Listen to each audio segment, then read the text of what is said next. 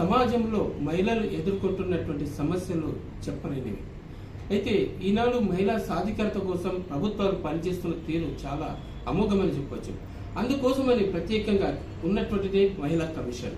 నేను మహిళా కమిషన్ పనిచేస్తున్నటువంటి విధి విధానాలు మహిళల కోసం ఏ రకంగా ఉపయోగపడుతుంది, అసలు మహిళలు అనేది వారికి ఉన్న సమస్యల్ని సాధించుకోగలుగుతున్నారా లేదా అనేటువంటి విషయాల మీద మనం ఇవాళ 9 జిల్లాలకు కలిపి మహిళా కమిషన్ లో ఉన్నటువంటి మెంబర్ కొమ్ము ఉమాదేవి గారు మనతో ఉన్నారు. వారిని అడిగి తెలుసుకున్నాం. మేడం నమస్తే.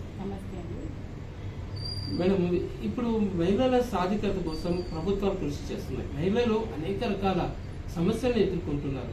అందులో మహిళా కమిషన్ చేసేటువంటి పాత్ర ఎంతవరకు ఉంటుంది, ఆ విధి విధానాలు ఏంటి? మహిళా కమిషన్ పాత్ర అనేది 100% మహిళల కోసమే కృషి చేస్తుంది. మహిళల సమస్యలపైనే పనిచేస్తూ ఉంది. మహిళలకు సంబంధించిన సమస్యలు ఎలాంటివి అంటే కుటుంబ తగాదాలకు సంబంధించి భార్యాభర్తలు కానీ అత్తమామలు కానీ కుటుంబంలో ఉన్నటువంటి సిచ్యువేషన్ బట్టి నానా రకాలుగా అంటే లవ్ మ్యారేజ్ చేసుకున్న పిల్లలు కానీ, మ్యారేజ్ కొత్తగా అయిన పిల్లలు కానీ, ఎన్ఆర్ఐ పిల్లలు కానీ, ఇలాంటి వాళ్ళకి సంబంధించినటువంటి సమస్యలన్నీ మా పరిధిలోకి వస్తాయి. ఆ సమస్యలకు సంబంధించినంత వరకు మహిళా కమిషన్ పనిచేస్తుంది. చట్టానికి లోబడి చట్ట పరిధిలో మా వరకు వచ్చినటువంటి 100% వాళ్ళకి మేము సేవలు అందిస్తున్నాము. అది కూడా గవర్నమెంట్ నుంచి ఫ్రీ సర్వీస్ ఉంటుంది దీంట్లో. అట్లాగే ఇప్పుడు గృహ హింస, వేధింపులు, వివక్షత ఇటువంటి పరిస్థితుల్లో మహిళలు అనేక రకాలుగా ఇబ్బందులు ఎదుర్కొంటుంటారు. సో అలాంటి వారికి మీరు చేసేటువంటిది ఏ రకమైనటువంటి చర్యలు ఉంటాయి? గృహ హింస అంటే ఎవరి నుంచి ఎవరికి ఎలాంటి ఇబ్బంది కలుగుతుంది, ఆ మహిళకి ఎవరి నుంచి అలాంటి సిచ్యువేషన్ ఏర్పడింది, ఇంట్లో ఉండలేని పరిస్థితి కానీ, వాళ్ళతోని నెగలలేని పరిస్థితి కానీ, ఆ పిల్లలు వాళ్ళ సంసారం ఎలా ఉంటుందనే దాన్ని బట్టి మేము పిలిచి కౌన్సిలింగ్ ఇచ్చి 1కి 3 సార్లు కౌన్సిలింగ్ ఉంటుంది మా దగ్గర. కౌన్సిలింగ్ ఇచ్చి మా కమిషన్లో కౌన్సిలింగ్ ఇచ్చి కుటుంబాన్ని కలిపి ఉంచడమే తప్ప విడాకులు అనే వరకు మేము వెళ్ళనివ్వము. అందుకే 1కి 3 సార్లు కౌన్సిలింగ్ అనేది ఇస్తాము. వాళ్ళకి టైం పీరియడ్ పెడతాము. ఫస్ట్ 1 నెల, ఆ తర్వాత మళ్ళీ 2వ నెల, తర్వాత 3వ నెల, ఆ టైం ప్రకారం వాళ్ళు రావాల్సి ఉంటుంది. భార్యాభర్తని, కుటుంబ సభ్యుల్ని, పిల్లల్ని కూడా అందరినీ కూర్చోబెట్టి మాట్లాడి ఆ తర్వాత సమాజంలో పిల్లల పరిస్థితి ఏంటి, వీళ్ళ పరిస్థితి ఏంటి, భార్య పరిస్థితి ఏంటి, భార్యాభర్తలు కలిసి ఉంటే ఏ విధంగా ఉంటారు అనే దాన్ని బట్టి వాళ్ళ కౌన్సిలింగ్ ఇచ్చి కలిపి పంపించడం జరుగుతుంది. హ్యాపీగా మా కమిషన్ నుంచి వాళ్ళు వెళ్ళిపోవడం జరుగుతుంది. అయితే నేడు కార్పొరేట్ కార్యాలయాలు అనేది చాలా విపరీతంగా పెరిగిపోయినాయి. మహిళలు అనేది అనేక రంగాల్లో కూడా విపరీతంగా పనిచేస్తున్నారు. అలాంటి టైంలో కార్పొరేట్ సంస్థలు కూడా మహిళలు చాలా రకాల వేధింపులకు గురవుతున్నారు. మరి వారి పట్ల కమిషన్ ఏ విధంగా పనిచేస్తుంది? తప్పకుండా అండి. ప్రతి కార్పొరేట్ ఆఫీస్లో కానీ ఎక్కడైనా సరే ప్రతి మహిళ పనిచేసే దగ్గర, వాళ్ళు చిన్న ఆఫీసులో పనిచేసే దగ్గర కూడా మహిళలే ఉన్నారు. మహిళలు లేని సమాజం అంటూ లేదు. కాబట్టి వాళ్ళకి అనేక రకాలైనటువంటి ఒత్తిడిలు, పని ప్రాంతంలో వాళ్ళకి హింసలు అవుతున్నాయి. అక్కడ ఎక్కడైనా సరే అలాంటి గురించి విషయాలు మాకు తెలిసినప్పుడు మేము వాళ్ళకి సంబంధిత అధికారులతో మాట్లాడి ఎవరి నుంచి ఎవరికి ఎలాంటి ఇబ్బంది ఏర్పడుతుంది అనేది తెలుసుకొని వాళ్ళకి చెప్పి ఆ సమస్యను సాల్వ్ చేయడం జరుగుతుంది.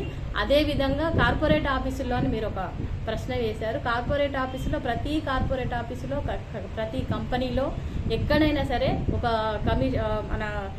కమిటీ అనేది ఏర్పాటు చేయడం జరిగింది. దాంట్లో 3-4 మగవాళ్ళతో పాటు 2-3 ఆడవాళ్ళు కూడా ఉంటారు. ఆడవాళ్ళకి సంబంధించినంత వరకు ఆ కమిటీలో చర్చించడం జరుగుతుంది. ఆ కమిటీ నుంచి మాకు కూడా రిపోర్ట్ వస్తుంది.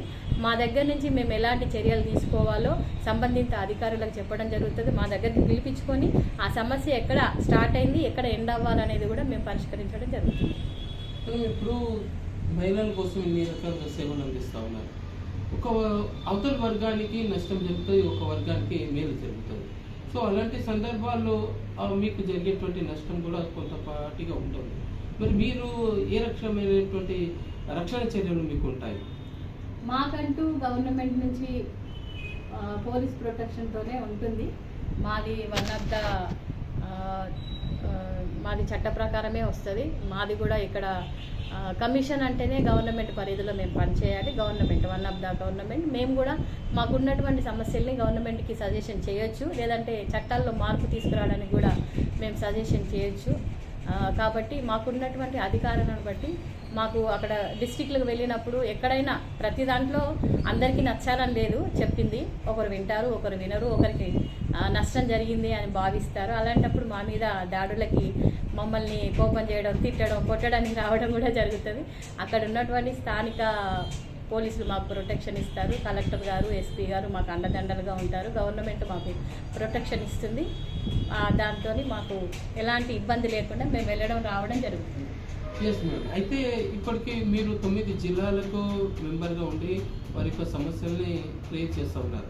సో మీకు ఎదురైనటువంటి ఏమైనా ఉందా సమస్యలు కానీ, లేకపోతే మీరు ఆయా 9 జిల్లాల వారికి ఎటువంటి జాగ్రత్తలు తీసుకుంటే మంచిదని చెప్పేసి మీరు చెప్పాలి? చట్ట ప్రకారం చట్టం తన పని తను చేసుకుపోతుంది అనే విధంగా ఎక్కడికక్కడ ఎప్పుడు కానీ మహిళలకి సమస్యలు అంటూ స్టార్ట్ అయిన వెంటనే, మహిళలే కాదు యూత్ పిల్లలు కూడా, ఆడవాళ్ళు ఉన్నారు, ఆడపిల్లలు ప్రతి కాలేజీలో, స్కూల్లో చిన్న వయసు నుంచే అన్ని రకాల వేధింపులకు గురవుతున్నారు. నిన్ననే మనం ఒకటి చదవడం జరిగింది. ఎక్కడ అంటే ఆంధ్రప్రదేశ్లో అమ్మాయి హై క్లాస్ స్టూడెంట్ ఒక ఫ్రెండ్తో మాట్లాడినప్పుడు ఆ అబ్బాయి ఫోటోలు తీయడం, ఆ అబ్బాయితో పాటు బ్లాక్మెయిల్ చేసి ఇంకో అబ్బాయి ఫోటోలు మార్పింగ్ చేయడం అలా జరిగింది. ఇలాంటప్పుడు అమ్మాయిలు చాలా జాగ్రత్తలు తీసుకోవాలి. అందుకే ప్రతి ఒక్కటి ఫస్ట్ తల్లి ఫస్ట్ గురువు, మొదటి గురువు అంటారు. తల్లి తండ్రికి ప్రతి ఒక్క విషయం షేర్ చేసుకోవాలి, వాళ్ళతో చెప్పాలి, మాట్లాడాలి. ఎక్కడ ఏం జరిగినా కూడా తల్లిదండ్రి దగ్గర నుంచి పోలీస్ స్టేషన్ వరకు రావాలి. ఇది ఇలా జరిగింది, మాకు సమస్యగా మారుతోంది, వాళ్ళు పెద్ద కుటుంబీకులు మా మీదకి గొడవకు వస్తారేమో, ఈ సమస్యను మేము పరిష్కరించుకుంటామో లేమో, లేదంటే మా పరువు పోతుందేమో అని ఆలోచించకుండా చట్టాలని గౌరవించాలి. చట్టాల దగ్గరికి ఆ సమస్యలు తీసుకురావాలి.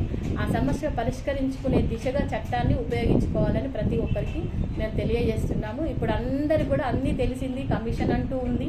అలాంటి విషయాలు ఒకవేళ కమిషన్ దృష్టికి తీసుకొచ్చిన వాళ్ళ పేర్లు కానీ వాళ్ళ ఊర్లు కానీ బయటికి రాకుండా చూసుకుంటూ ఆ సమస్యను పరిష్కరించే దిశగా మేము కూడా ట్రై చేస్తాము, పనిచేస్తాము. అయితే మహిళా సాధికారత సాధించే దిశగా ప్రభుత్వాలు సహకరిస్తున్నాయి. అంతేకాదు ఈనాడు అనేక రంగాల్లో కూడా మహిళలు రాణిస్తున్నారు.